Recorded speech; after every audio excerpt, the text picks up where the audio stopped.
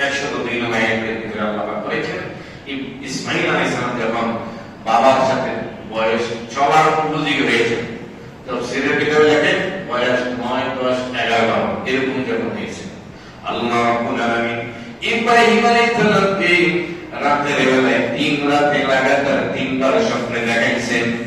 ইব্রাহিম আলাইহিস সালামকে আল্লাহ রাব্বুল আলামিন স্বপ্নে দেখাইছেন। এই স্বপ্নটা 3 প্রকার, খাবটা 3 প্রকার, খাবে রব্বানি, খাবে খেয়ালি, খাবে শয়তানি।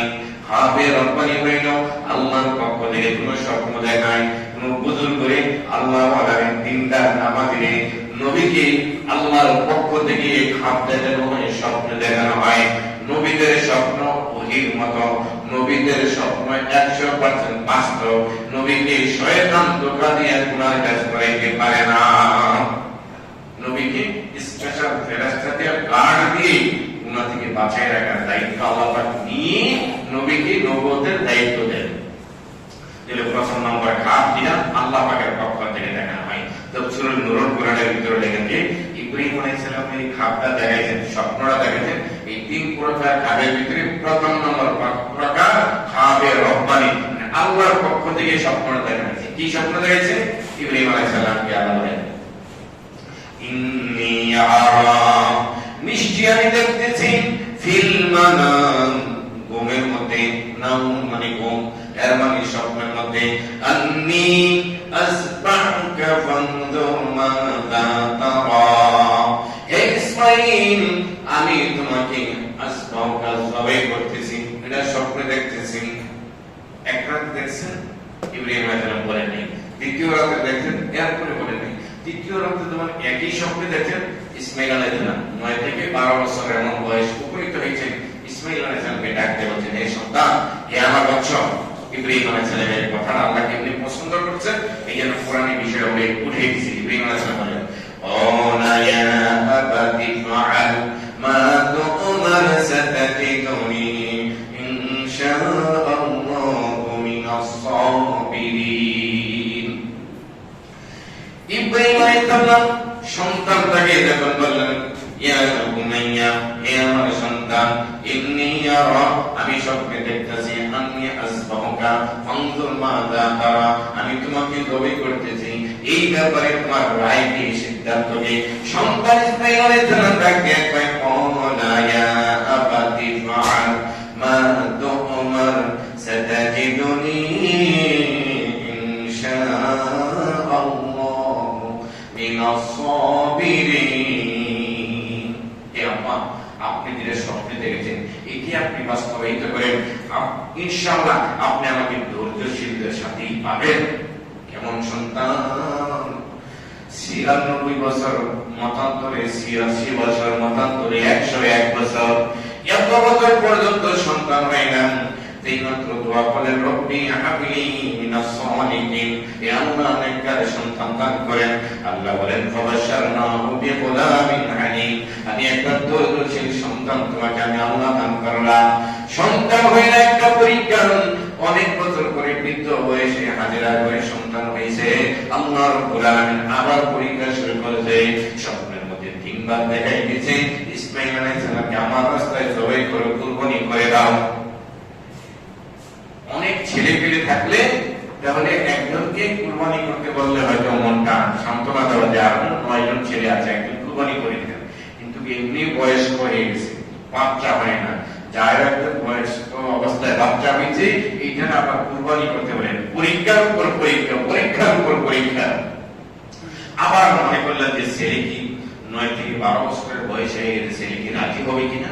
ছেলেকে ডাক দিয়ে বলেন ইয়া আবাতি ফাল, হে আমার সন্তান, হে আমার সন্তান, ইয়া ক্বালা ইয়া বুনাইয়া ইন্নী আরা ফিল মানাম, আমি স্বপ্নে দেখতেছি, আন্নী আসবাহুকা ফানজুর মাযা তারা, আমি তোমাকে জবাই করতেছি, এই ব্যাপারে তোমার রায় কি?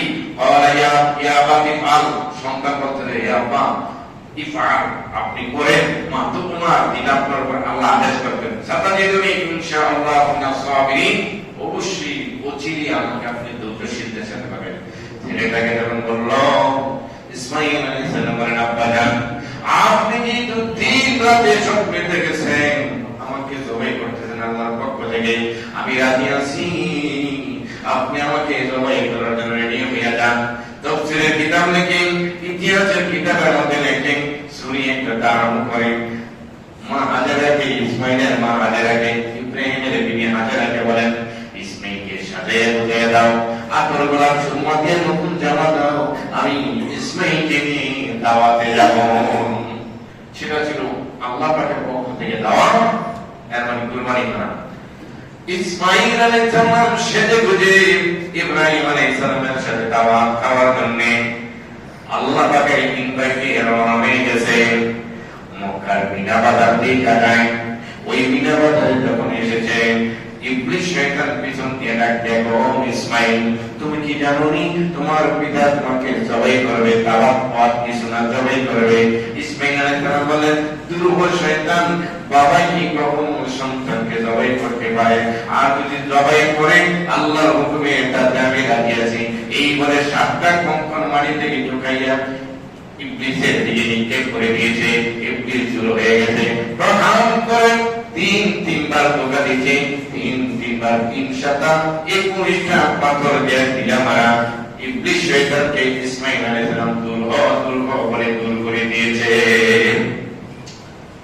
খুবই সুন্দর আকারে লিখেছে, ইব্রাহিমকে কহিল রব্বানি,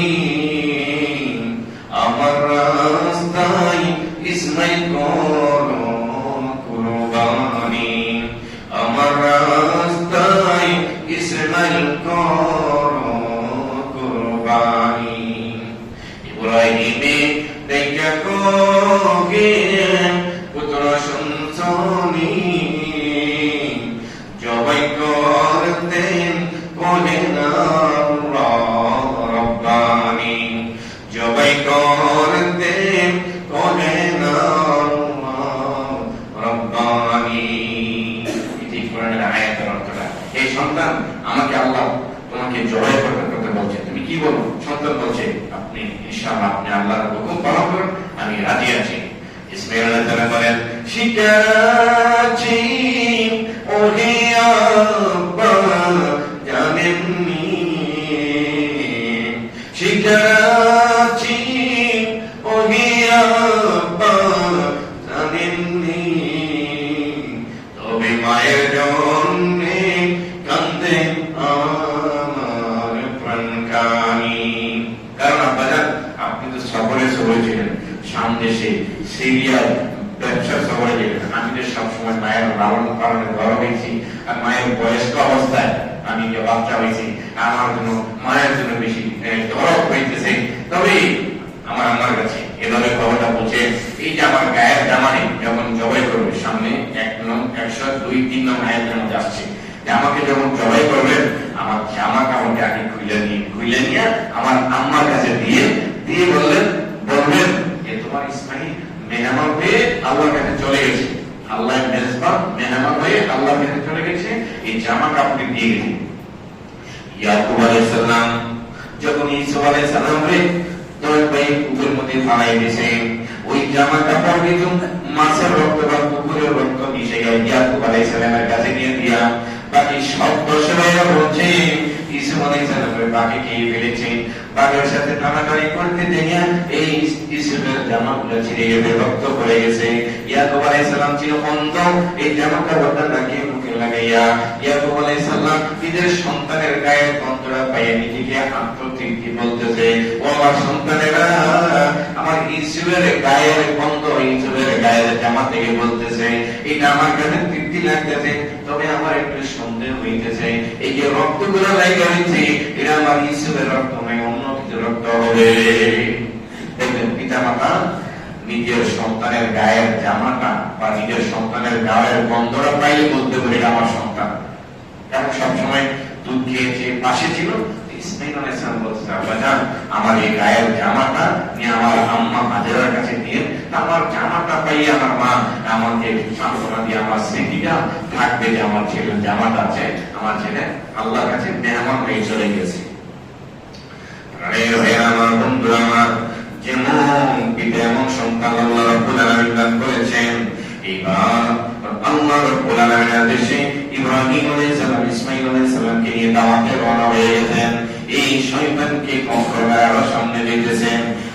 জায়গার মধ্যে জবাই করবে আল্লাহ রাব্বুল আলামিন কথাটা জানিয়ে দিয়েছেন ফালাম্মা আসলামা ওয়া তাল্লাহু লিল জাবিন ওয়া নাদাইনাহু আইয়া ইব্রাহিম। যখন গিয়ে জবাই করবে শোয়াবে ইসমাঈল তাআলা বলেন আব্বা জান আমাকে কাপ করে শোয়ান, না হয় উপর করে শোয়ানো জবাই করবে। কারণ এত ছোট ছেলে 9 থেকে 12 বছর ইব্রাহিম আলাইহিস সালাম নবী 10টা সহিফা তৈরি করে আল্লাহ নাযিল করেছেন। কেন ইসমাঈল আলাইহিস সালাম বললেন আব্বা জান যদি আমাকে ঠিক করে শোয়ান, আমার বুকের উপর বসে আপনি শরীর চালান, আমার চেহারা আমার চোখ আপনার চেহারা আপনার চোখের বরাবর হয়ে যাবে, দেখে দেখে আপনি হয়তো মায়া লেগে যাবে। বয়স্ক অবস্থায় সন্তান পাইছেন, মায়ার কারণে হয়তো জবে ছেড়ে দিবেন, আল্লাহর হুকুমটা আপনার পালন হবে না, আল্লাহর হুকুম আপনার গুস্তাখি করেন, আল্লাহ আপনার বিদ্বেষী হয়ে যাবে। এই জন্য আমার উপর কইরা কতবার কাজ করে জবে করেন যাবে চেহারা তো চেহারা না হয়, মায়া না লাগে, আল্লাহর হুকুম আপনি পালন করেন। সুবহানাল্লাহ। এভাবে করেন সাইয়েদনা ইব্রাহিম আলাইহিস সালাম এত ছোট সন্তানের কথা শুনে আফসোস করে বিমুগ্ধ। আমার একটা বাদান আপনি আমার আত্মাগুলা পাইতা হন, পাইতা তারপরে আপনি আমার জবাই করেন। লম্বা ইতিহাস, আত্মাগুলা পাইতা হন। ইব্রাহিম আলাইহিস সালাম বলতেন কেন আত্মা বান্ধ কেন বাদান জবাই যখন মানুষের রূপটা বের হয়ে যাবে জবাই করবেন, অনেক কষ্ট হবে, এমন কষ্টের সময় অথবা হাত পা দিয়ে আপনাকে লাথি মারতে পারে, খুশি দিতে পারে, তখন আমার সেন্স থাকবে না, আপনার আব্বার অনেক কষ্ট হয়ে যাবে, আপনি হয়তো আঘাত পাবেন, আপনি আমার প্রতি মনে কষ্ট যাবে, এই জন্য আমার হাত পা বাইন্ধা রয়েছে।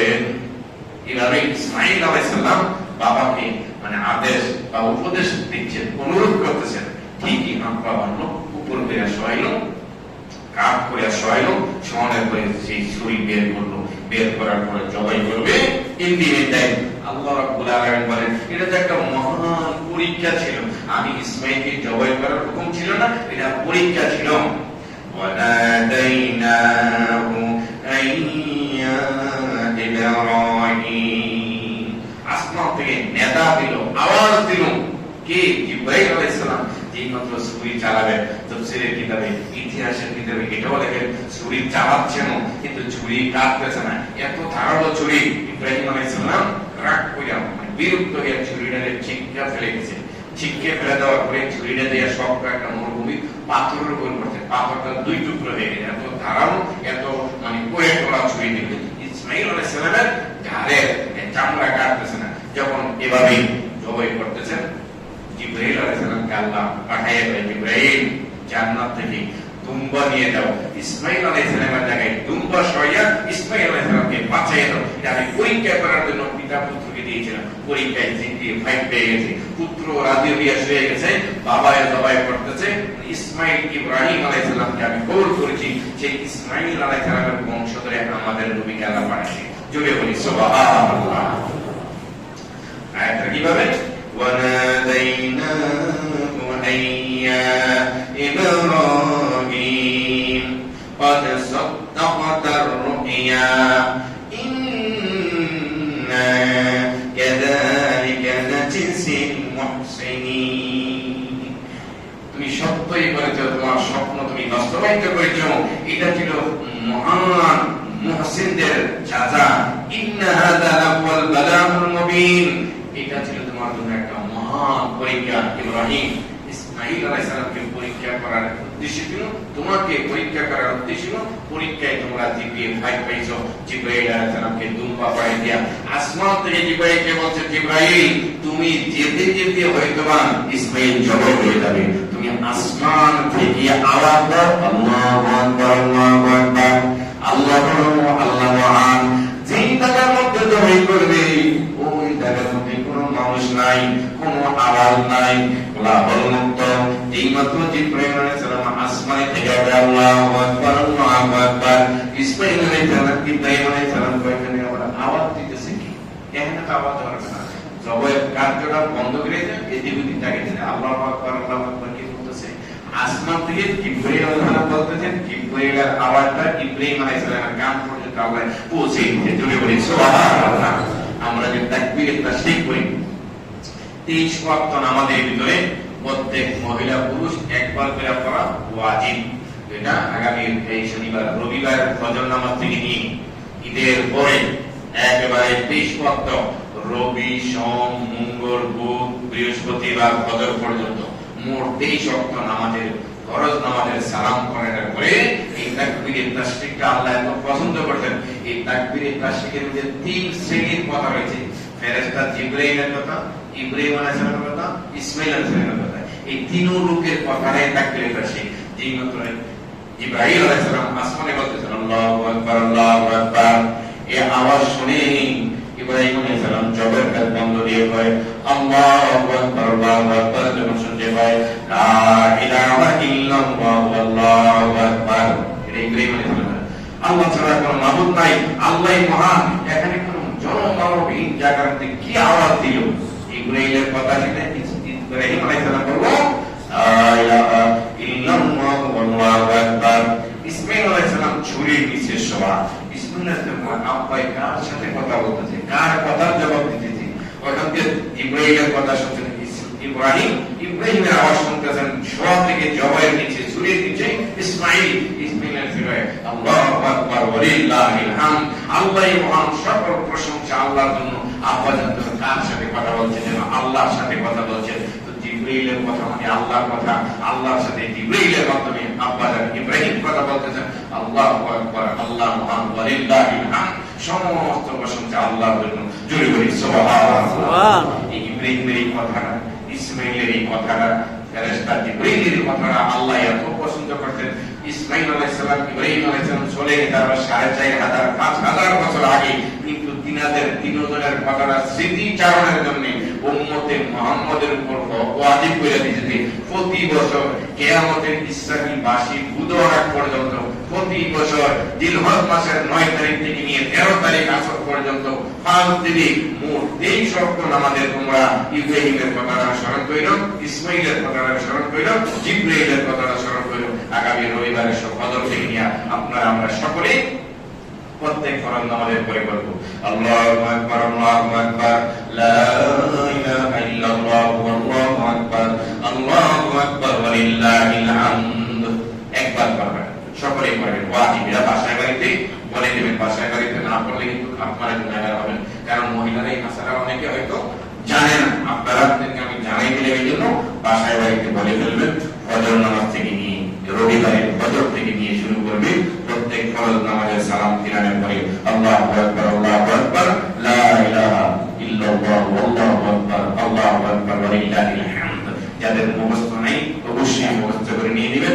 মা বোনদেরকেও মুখস্থ করে দিবেন, বইয়ের মধ্যে দেখাই দিবেন, অথবা কোনো হুজুর দিয়ে লেখাই দিবেন, অথবা মোবাইল থেকে শোনাই দিবেন, যে কোনো ভাবে মুখস্থ করে দিবেন। তাহলে আমরা আজকে জানলাম তাকবীরে তাশরিকটা কোথায় থেকে আসলো, কেন ওয়াজিব হলো, কয়দিন পড়া ওয়াজিব, কয়বার পড়া ওয়াজিব, এটা জেনে নিলাম।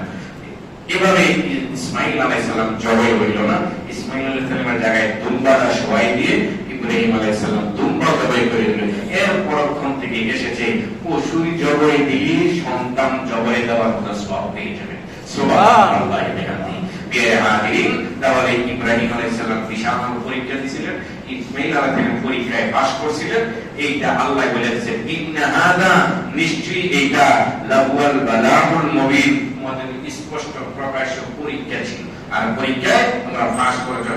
ওয়া ফাদাইনাহু বিযিবহিন আযীম, এই জায়গার মধ্যে বিযিবহিন আযীম, এই দুম্বা আমি তোমাদেরকে মহান জন্তু জবাই করে দিয়া ইসমাঈলকে আমি বাঁচাই দিলাম। এই জন্য নবী বলছেন ক্বালা রাসূলুল্লাহ সাল্লাল্লাহু আলাইহি সাল্লাম আনা ইবনু যবিহাইন, আমি দুই জবাইকৃত মানুষের সন্তান।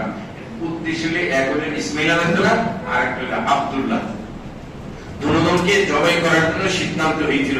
দুজনকে জবাইয়ের সিদ্ধান্ত থেকে বাঁচাইয়া ইসমাঈল আলাইহিস সালামের বংশধরে আব্দুল মুত্তালিব আব্দুল্লাহকে আইনা ওই বংশধরে আমাদের নবীকে আল্লাহ পাক জন্মগ্রহণ করাইয়া সাইয়্যিদুল মুরসালিন শাফিউল মুজনাবিন বানাইয়া আমাদের উম্মত বানাইছেন।